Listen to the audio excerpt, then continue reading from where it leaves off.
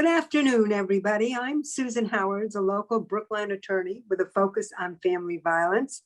I've been hosting the Safety Net for a while now because Steve Bressler was out on leave. I'm thrilled to be doing it.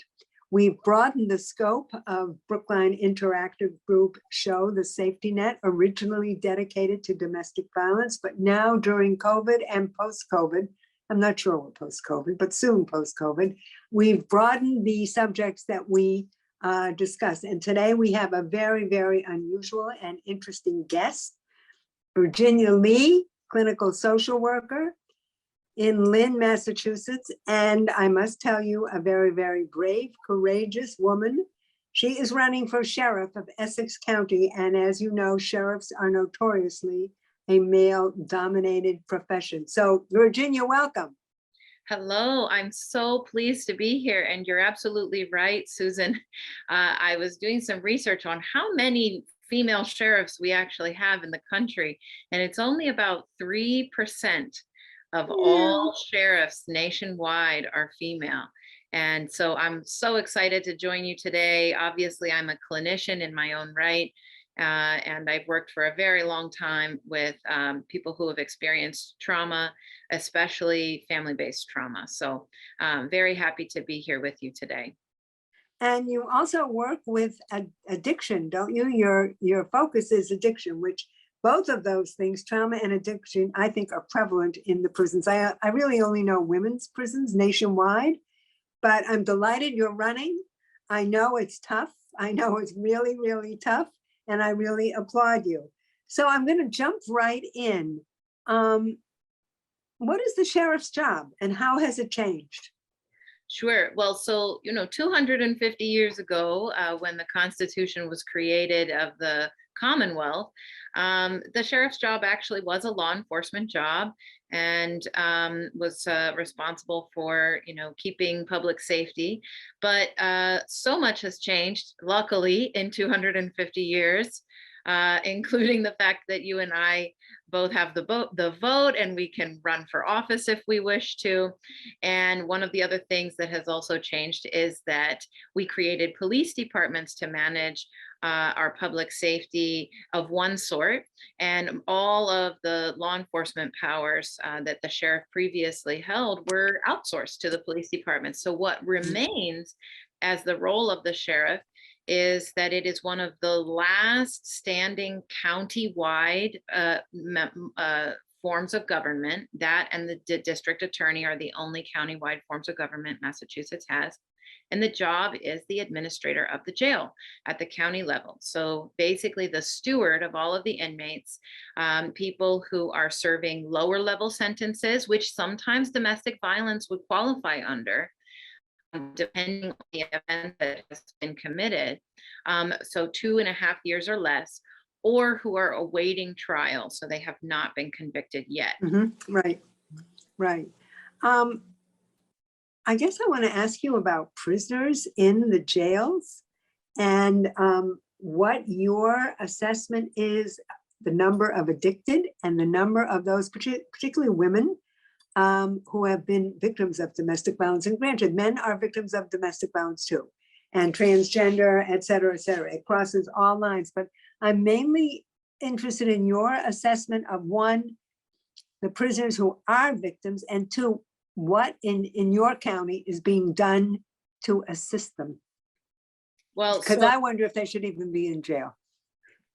Well, this is a very good and also deeply complex question, because the reality is that most of the time, when people are committing harmful acts upon others, they are also struggling themselves with being the victims of violence of one sort or another.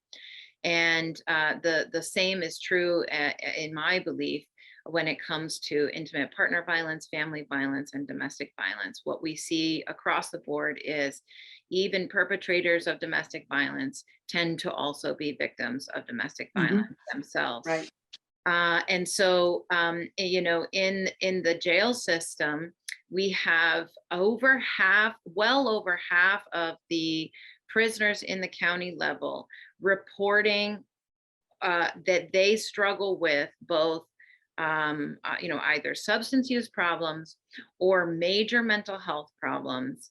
And those are oftentimes some of the underpinning challenges that end up causing people to make poor choices and harm other people. And so the county level of incarceration is really our last stop. It's our last opportunity to really touch people before they commit the kinds of serious crimes that would land them in the state prison. And in Essex County, we have a very high recidivism rate. The current numbers available to the public of the rate at which people return back into the system after leaving are up at 47%. That means that the system in our county here up in Essex fails almost half of every person who comes through the door. First of all, imagine how many problems must get compounded and accentuated when you spend time behind bars, and then within 1 year you are back in the system.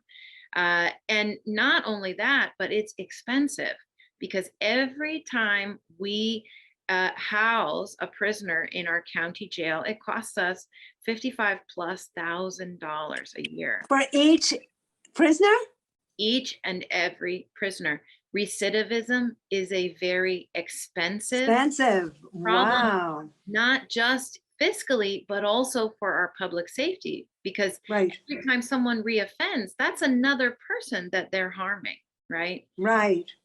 So what can we do? What would you do if you were in charge to maybe, one, stop the recidivism, and to change the treatment that's available, or change the opportunities? Or I don't know. I would hope there's treatment, but I know from county jails across the land, not every jail has treatment, and they don't even think about treatment.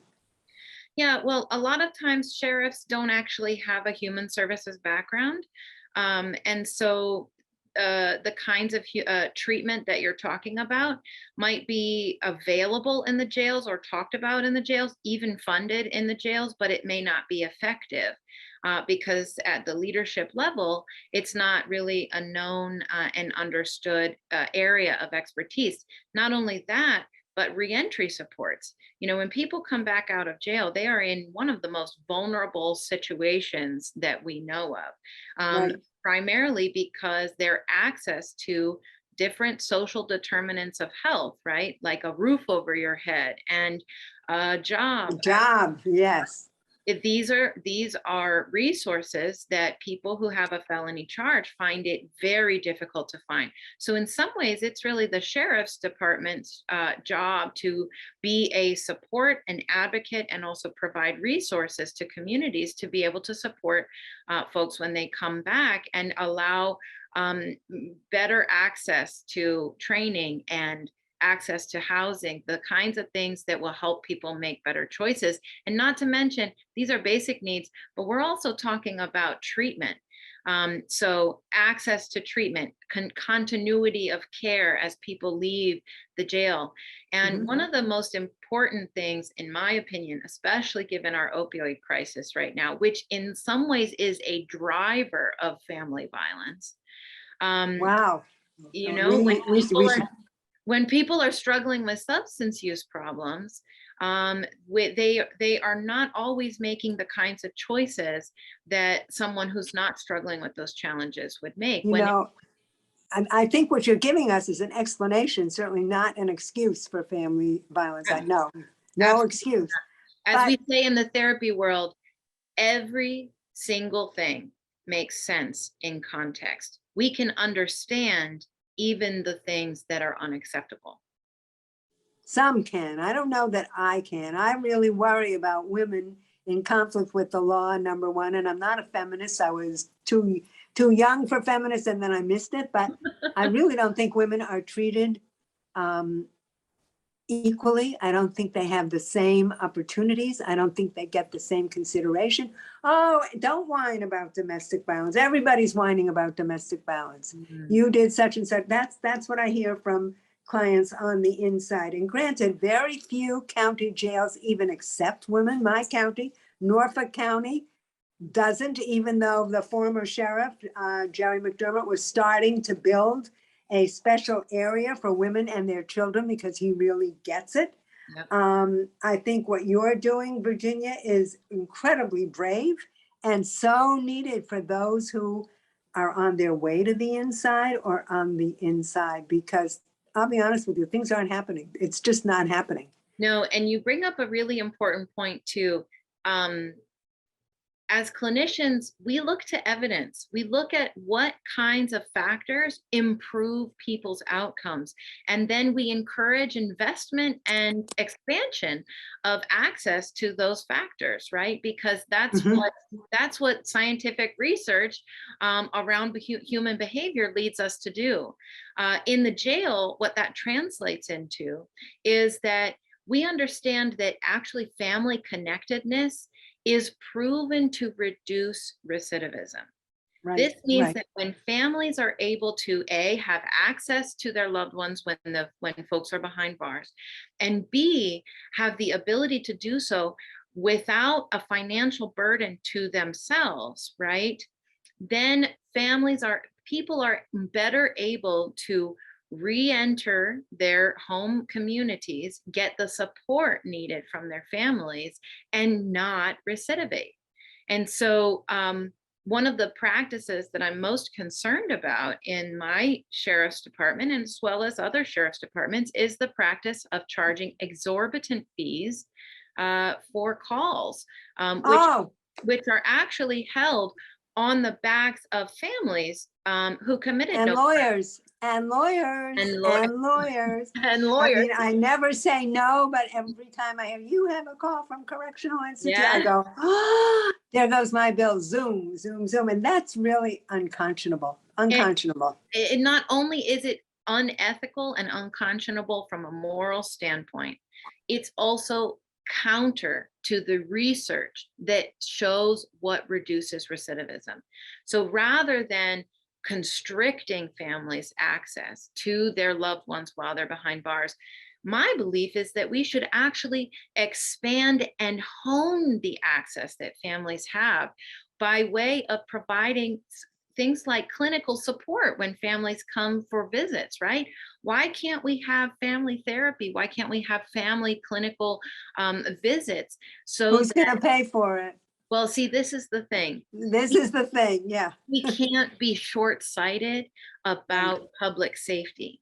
If every single time we fail a prisoner and that person finds themselves back in the system, accosting the system $55,000 a year, wow. It actually does behoove us to invest in what we need to do early on to prevent further harm, to support public safety, prevent future victims, and lower our recidivism. And this isn't a new concept.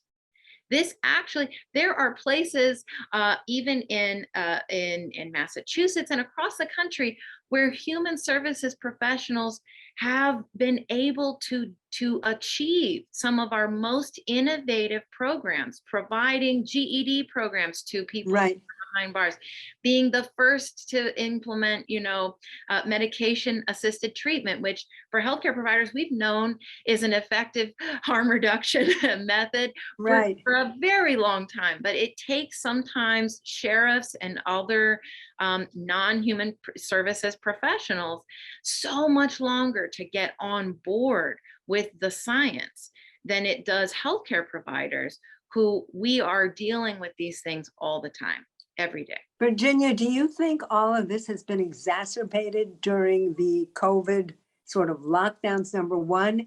And could we provide more access between family members if we use Zoom, FaceTime, et cetera, et cetera? Would that, I know it's not the same as an in-person visit, obviously, but would that help? And are they doing it? Absolutely, they are doing it. As many of our sort of social institutions and systems, had to become quite nimble in this moment of the pandemic, right? to figure out how to provide services. I know you probably know that courts all of a sudden had to be conducted on Zoom, and Telephone. or telephone or You telephone. get on at 8:30 and maybe you're called at 11, maybe, Right. depending on the court. Okay. Right, with faster or slower success, obviously. Right. Zoom calls and Zoom visits absolutely sprung up in Oh, jail good. as an Okay. option for people. But guess what? Families are charged $5 for a 15-minute Zoom call. For a Zoom call? For a And Zoom. who initiates it? The family or the jail? I guess the jail, right? That's a good question. I'm not sure who initiates it. Obviously, the family has to sign up for being able to do the Zoom call. But yeah, it was what initially was a real opportunity to Right. innovate out of necessity. The ways that we stay connected to our family members became just another way for sheriff's departments and also, frankly, communications companies To make money.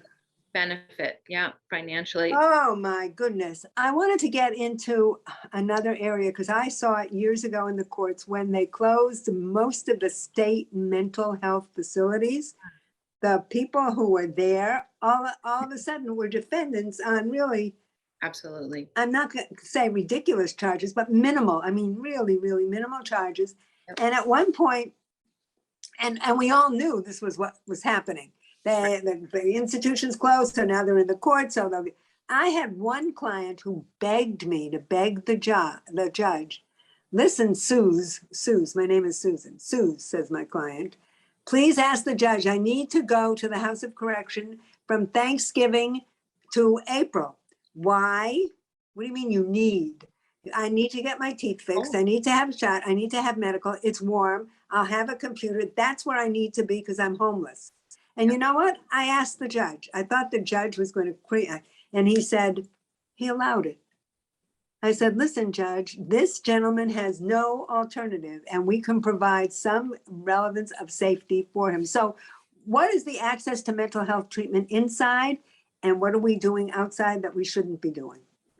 Well, you're describing the sweep of deinstitutionalization that kind of took over the country without a plan for where people were going to go, how were they going to get support. It's something that as social workers we learn about in social work school because it was such a poor and short-sighted way of responding to what absolutely were deplorable conditions inside of mental health hospitals and institutions, and people who, frankly, up until that point, were not at all on most of the population's radar. But one of the things that I love about social workers is that we're really trained to think about what comes next before we make decisions, because we understand that when someone leaves an inpatient facility, they can't just step down necessarily right back into right. They can't. We're in. It's ineffectual and it's problematic for many reasons. Instead, what we understand is the need to actually take the outcome that we would like to experience with that person, for that population, whatever it is, and then work backwards. How do we get to that point from where we are today? This is how social workers have come up with these ideas of step-down programs, right? Where you go from an inpatient facility and then you go to a partial program, or you go, to a day program. This is how we support people with substance abuse problems all the time, with inpatient, with intensive outpatient programs where people have somewhere to go every day, that is filled both with activities, enrichment activities, but also clinical treatment. Now, these are the ways that social workers solve problems. Other people solve problems in different ways, as we can see with deinstitutionalization. Let's get everybody out of the just exit and don't worry about what happens. Exactly. some of those people, many of those people struggled with serious, major mental illness Right, that right. prevented them from functioning in a way that most folks can in society. And now they line our jails, and And uh, they line mass and cast too. they line mass and cast people who really need more supports, but do not have them. The same is true up in Essex County. Our homelessness population is growing. Our opioid related deaths are up 14% in the last year alone. Is that due to COVID, Virginia? Do you Well, think?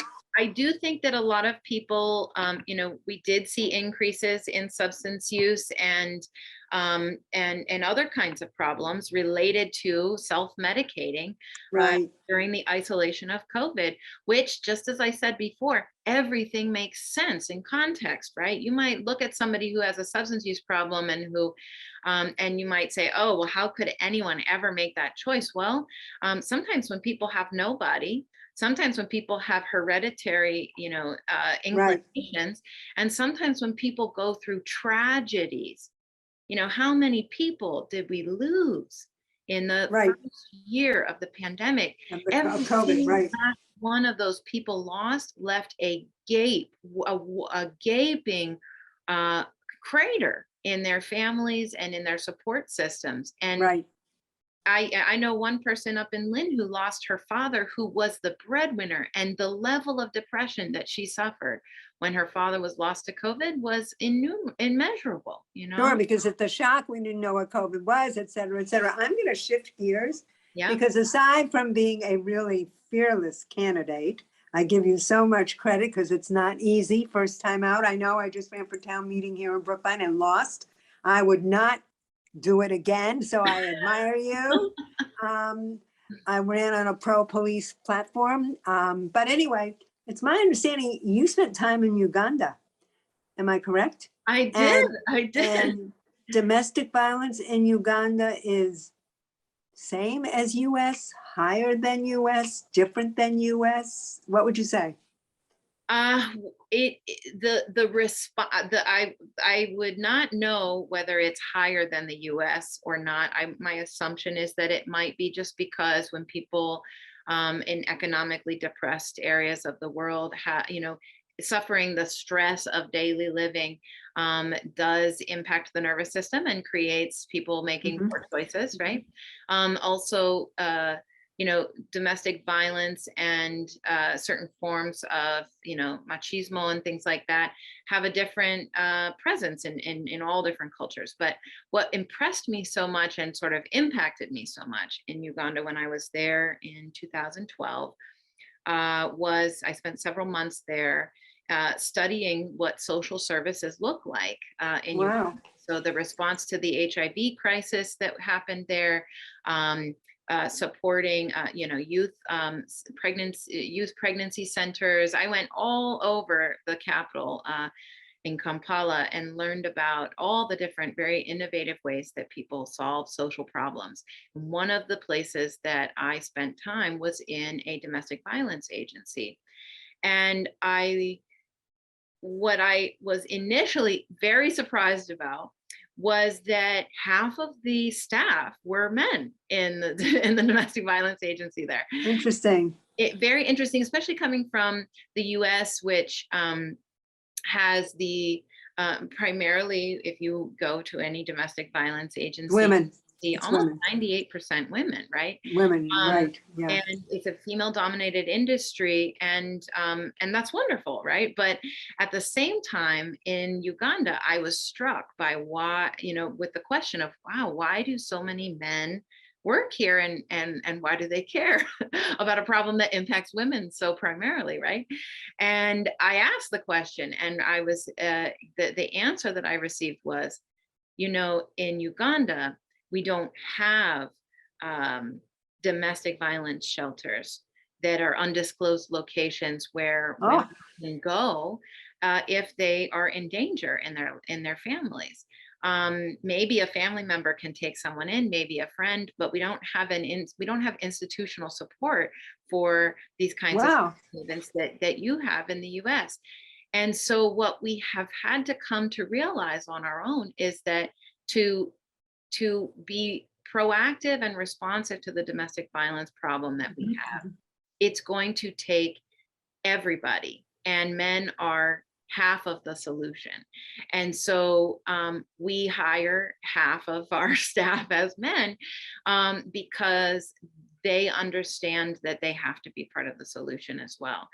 So it was a very interesting and a different kind of take on being responsive to and the resources that exist or don't exist in a situation in the community. Now, obviously, You that's know, not it's so interesting that you're saying that, because I just attended a program where a very prominent domestic violence shelter on the North Shore, I won't say which one, said we have to take a communal approach. And I defend batterers along with working with victims. And I've always said, if we only attack one half of the problem, we won't solve the equation.